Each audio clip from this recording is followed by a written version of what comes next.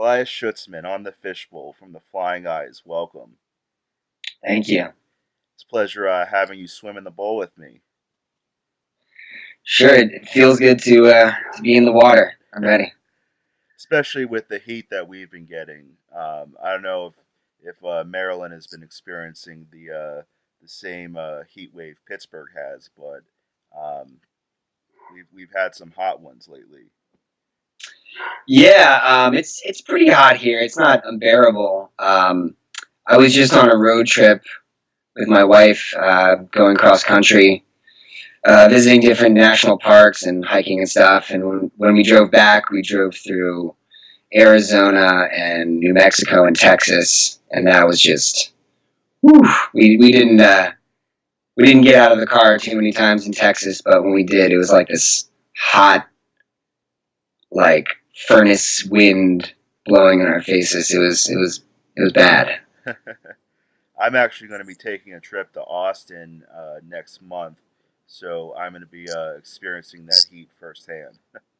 Yeah. Oh yeah. Hopefully it gets a little bit better before Right, then. right. Um, so the first thing I'd like to ask is, uh, what got you interested in music? Well, like any teenager, I guess I got really into um, listening to music with my friends and smoking a little bit of weed and discovering music that sounded really good with that. Um, I became really interested in like the '60s psychedelic era, and you know the the type of music that was being made at that time.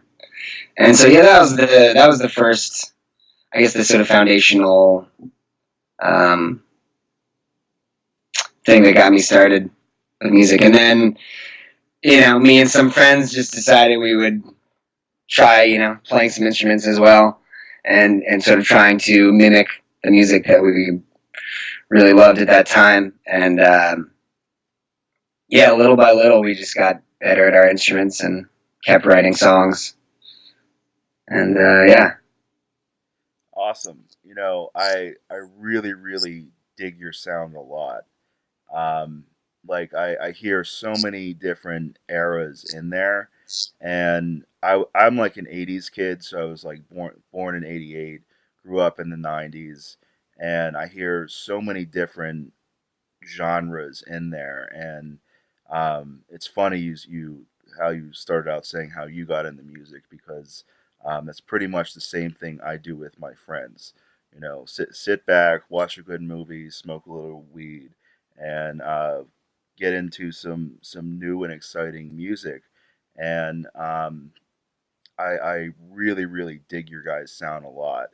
Um, thanks. Yeah, I was born in '88 as well, and I also have to credit my parents for exposing me to really good music early on. I mean, the Beatles obviously were huge influence. I mean, the first music I can remember hearing, the Doors, the Who, those were all bands. Cream that you know my dad showed me as I was growing up, and even more modern bands that became some of my favorites, like Tool and Radiohead. My dad actually also, heard those bands on the radio and was like, "You should really check those out." And because as a young kid, I wasn't really listening to very good music at that time, but yeah, so I have to credit my dad and mom for that as well. Awesome. That's really funny because I owe my dad to everything I'm into today. My first passion is film, and I studied screenwriting here in Pittsburgh at Point Park. And um, one of the things I love to include in my scripts is awesome music. And I think film and music kind of go hand in hand because oftentimes music sets the scene for a certain vibe or you know something that's about to happen in a movie. And my dad kind of got me started off on a regimen of movies and music. He would also start out playing the Who's Tommy on cassette in the car growing up, and it's for that reason that like the Who is probably in my top five favorite classic rock bands. And then he would also um, we'd be listening to like DVE here in Pittsburgh. It's a radio station, and the X, and um, he'd be like, "This is awesome stuff. You need to get into this," and it's kind of goes, I guess, hand in hand. Yeah, yeah. I think the artistic and musical tastes of you know one generation are easily passed down to another. So yeah. Awesome. So, um, what are some of your favorite films? Oh wow. Yeah, I'm also a big cinema person. I go to the cinema a lot. Um, Actually, past 2 nights went to a really great local theater that plays the more well-known like indie releases. Some of my favorite films is hard. It's hard to choose favorites. That's hard. I guess certain films that I've watched a lot of times that I keep coming back to and I'm able to enjoy over and over. Um, The Shining definitely be one of them. Um, Silence of the Lambs. I guess you could say I'm into the classic horror films. Um, yeah, it's hard. There's so many great ones.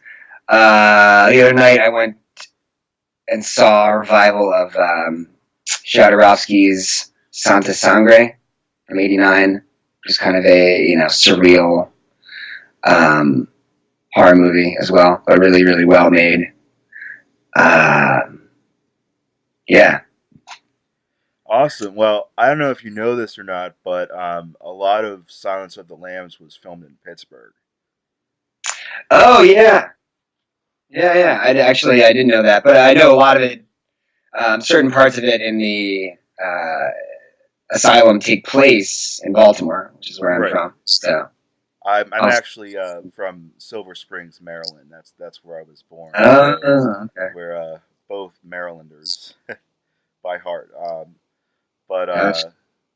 I really really dig horror movies. Like horror movies are probably like my horror and sci-fi are like my top favorite genres to watch and write about. And I was wondering, are you a fan of like called classic horror or like classic horror or all of it? Yeah, I guess more I more like the classics. Um, Not as much the I guess the sort of low budget cult classic ones that tend to be entertaining for their own reasons. But yeah, I guess I'm a big fan of classics like Rosemary's Baby, um, the ones I mentioned already, The Exorcist. I feel like there's kind of a resurgence of artfully made horror movies nowadays um, that are getting better and better. For example, The Witch. I don't know if you saw that. It came out Yeah. a year or so ago. Um, Also, the Jordan Peele movie Get Out, which I thought was brilliant, and I was really happy to see that it became the number one movie in America because it also had a really important social message. So yeah, I really really love that one. Um, yeah, I guess that's an answer. Awesome. Well, I have to say, I've been listening to all four of your the band's albums so far, and I really really like. Um, I have it written here. Bad Blood and Winter, Done So Wrong, and Lowlands. Those albums are really really solid, and I have to say that I cannot wait until the new album's released. Um, like you guys are awesome. Like I really, I'm hoping when you guys tour with the new album, that you guys can stop in Pittsburgh and play a show, because there's a venue called Mr. Smalls, that's really right up your guys' alley, and there's also Stage AE, that's pretty good, but I would love to see you guys come to Pittsburgh, and I'd bring as many people as I could to that show. Oh, that's good to know. Thanks. Yeah, yeah. So let's talk about the new album. Yeah, yeah, sure. What do you want to know? Is it going to be um, uh, is it going to be a little similar to the last couple albums, or is there like a new sound that you guys are going for, or like what should we expect? Well, I think it's definitely going to be different than the past two albums. The one we released, the most recent release, "Leave It All Behind" sessions, was not really meant to be a proper album, more of a B-sides album. The acoustic material we had been working on just on the side for the past 5 years or so. Um, but yeah, this one's definitely electric. I would say it's possibly the heaviest album we're releasing, but I think it's also a return to more straight ahead rock and roll. Not as much experimentation as was on Lowlands, for example. I think Lowlands was a really ambitious album that I think we almost got carried away with so many different ideas that it ended up uh, almost sounding like a different band. But I'm still really proud of that album. But I think we found in the end we couldn't, after all the arranging and overdubs we added, we couldn't really do those songs justice live anymore. So it became more of like a purely studio creation. But this one's definitely based, and it's the title is we've already released. It's called "Burning of the Season," and it's definitely based on just the pure live performance with uh, much more minimal overdubs and arrangements. Um, we did bring in a good friend of ours, Trevor Shipley, to do keyboards on certain songs, which I think worked really well and really supported the sound we were going for.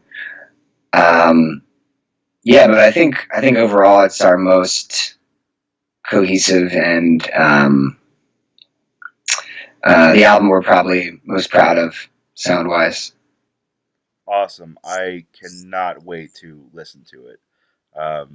Kick back, watch a good movie, smoke some reefer, and really enjoy that album. Like I know I will. Um, I was wondering, who back to music for a little bit. Um, who are some of your favorite guitarists? I mean, yeah, so many. Um, so many different guitarists I like for different reasons. Um, I've always sort of wanted to. I've always had, you know, fascinations of playing guitar myself, but never quite got around to it. But I think I really appreciate the guitar aspects of bands, and I always like when bands mix albums with loud guitars, and live too, where the guitar is prominent and really takes over. It's a hard one. Obviously, to reach back to the the titans of the '60s and '70s. Obviously, Hendrix, of course, can never be ignored. Um, uh, I'd say for the modern musical landscape, I think one of my favorites would be Jason Simon of Dead Meadow as far as a soloist. I don't know if you're familiar with that band, I love that but band. yeah, but I've always really liked what he does, which I think is really unique. It's kind of not I tend to get bored sometimes by guitarists who just have the pure technical abilities of playing fast, playing loud. I mean, there's, it's impressive, but there's so many people that have done that. But I feel like with Simon's playing, he really takes you on this sort of journey where you every note that follows the next one is sort of a surprise, but at the same time feels right. And so that's why I guess I could find his playing really interesting. Awesome. No, I do really like that band a lot. I've been listening to them a little bit longer than you guys, but I like that genre of music in general, like psychedelic rock mixed with like um, little like heavy rock, just the whole like mixture of the two thrown in there, with like mellow and heavy at the same time. Um, but as a drummer, who are some of your favorite drummers? Yeah, definitely Bill Ward in his heyday, Black Sabbath. Um, I'm also a big fan of the drumming of Ringo Starr, for example, the simplicity, the perfectly written drum part. Another person who I think accomplishes that nowadays is Phil Selway of Radiohead. That's really what I go for. I'm not much of a soloist or someone who likes to, I guess, play complex drum parts, but I like to try to figure out how to write the perfect drum part for the song, like the part that'll serve the song the best as possible and fits with all the other instruments. I think that's what's most interesting to me. Not as much, um, trying to just show my chops or anything, but just to just writing drum parts. So yeah. Awesome. I personally, back to the Who for a sec. I really admire Keith Moon's um, percussion in the Who. I thought he was really unique and such an essential part to that band. Um, that when he died, it just wasn't the same. And I guess the same could go for like John Bonham from Zeppelin. And also really like Mitch Mitchell, from the classic rock. But I'm a huge also fan of Buddy Miles, because Hendrix was amazing, and he's probably one of my like top favorite artists from that era. But I really like the evolution of Hendrix and everything, and seeing how he started out with the Experience, and then they broke up, and then he did Band of Gypsies, and then they broke up, and then he reformed the Experience, with Mitch Mitchell and Billy Cox from Band of Gypsies on bass. But it's just I love all pretty much all genres of music, minus I like old school country, not like new country. I mean, you can't go wrong with Johnny Cash, but um, you know, Yeah, I agree with everything you said, and you pretty much named all of my major influences from music of that time period. So yeah. awesome. Um, I was wondering.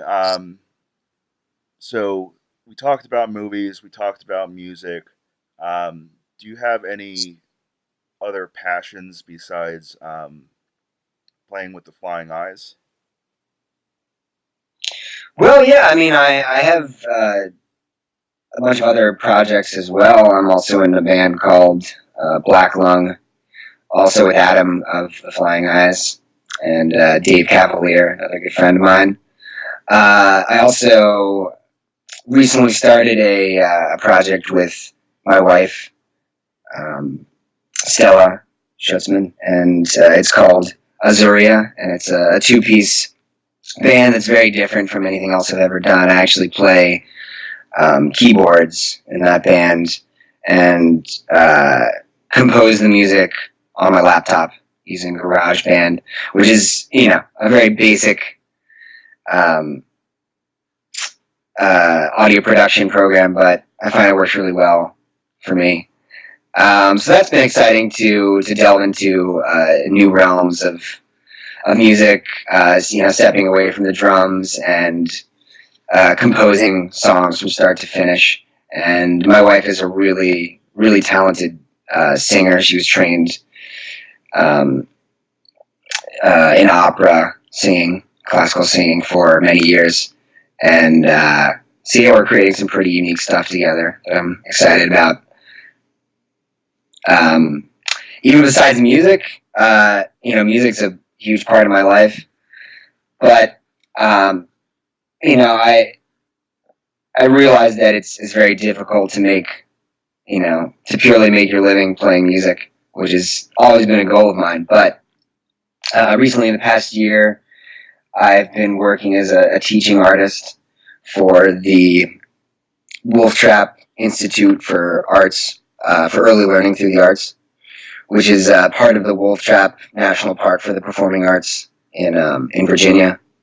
And so I go into different schools and try to teach kids. Uh, it's like an arts integration program. So I'm teaching kids aspects of their curriculum, um, simple literacy and math, by using music and storytelling strategies. So yeah, and I'm pretty new at that, but it's a really great thing to give back to kids in public schools who definitely need that sort of attention and creativity in their education. Awesome. That's really awesome and inspirational too.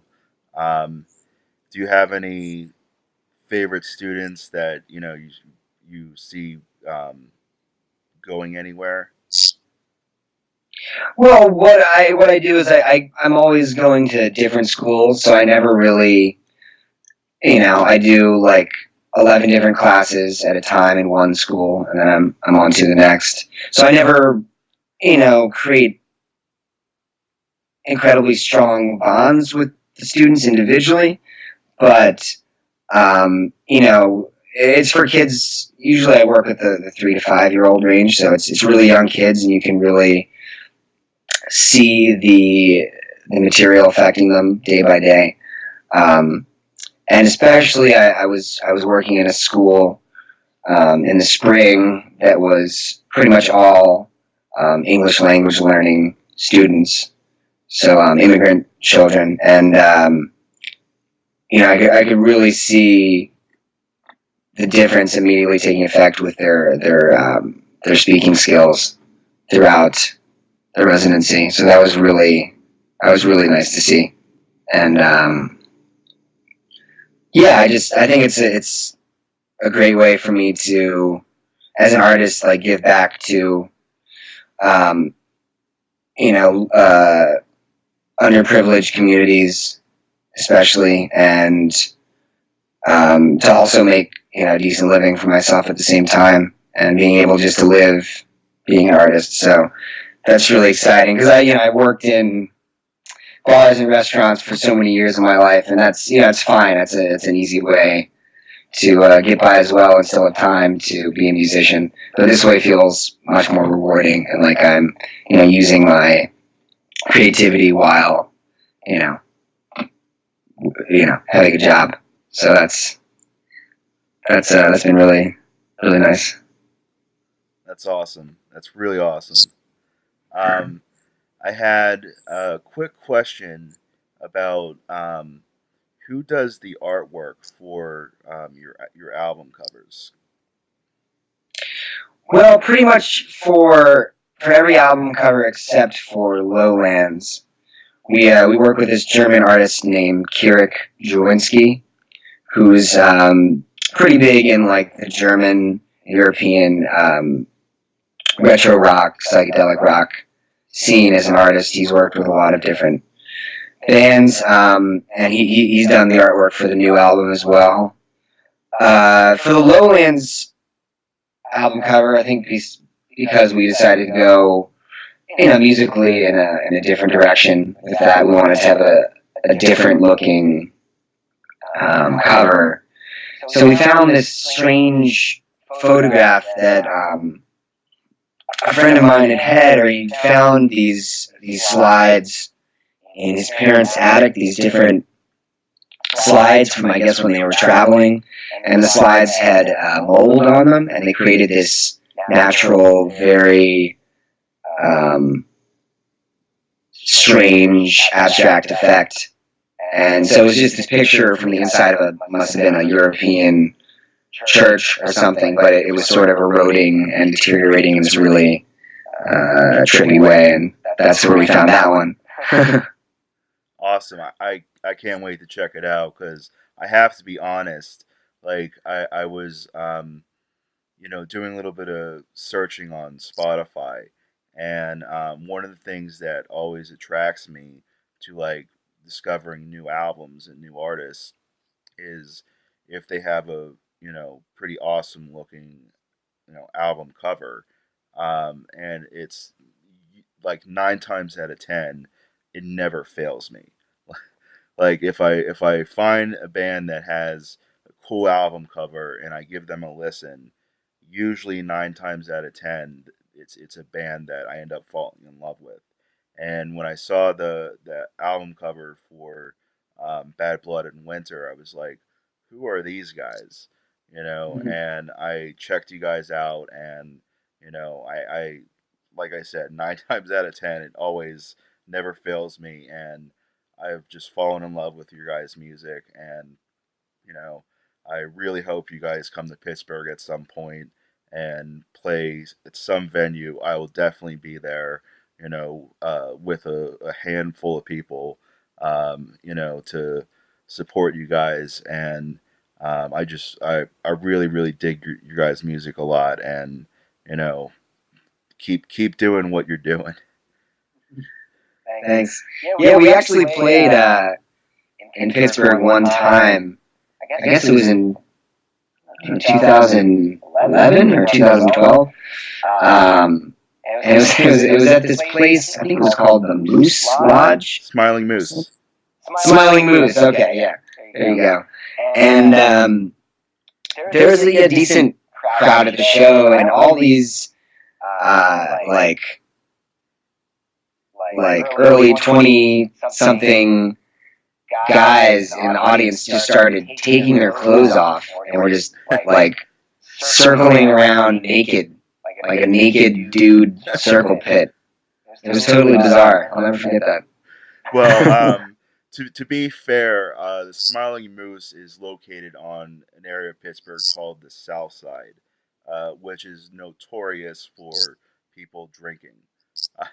So that probably had something to do with it, because like Friday, Saturday night in Pittsburgh, if people go to drink, they go to the South Side, and it's like a sight to see at like 1 a.m. in the morning, just like all these you know girls that are just so far gone, and it's like they're tripping around in their high heels, and the guys are just like so wasted, and that it's just like they don't know what's going on. So Yeah, I had the feeling like we didn't really belong in that part of town, but when we were leaving. But I guess we appreciated their enthusiasm. However, they wanted to express it. right. It was just the first time, um, you know, we had people getting naked in our show.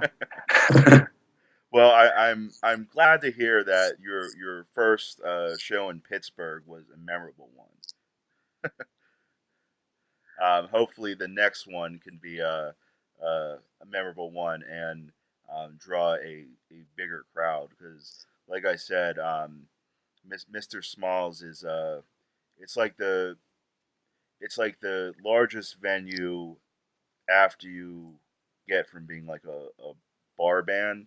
It's like it's used to be actually in a church, and they converted it into like a music venue, and they have all sorts of different bands play there, and events and stuff. And um, if I were to suggest, if you guys were to come to Pittsburgh, I would say aim for that place, and you guys will have an awesome crowd.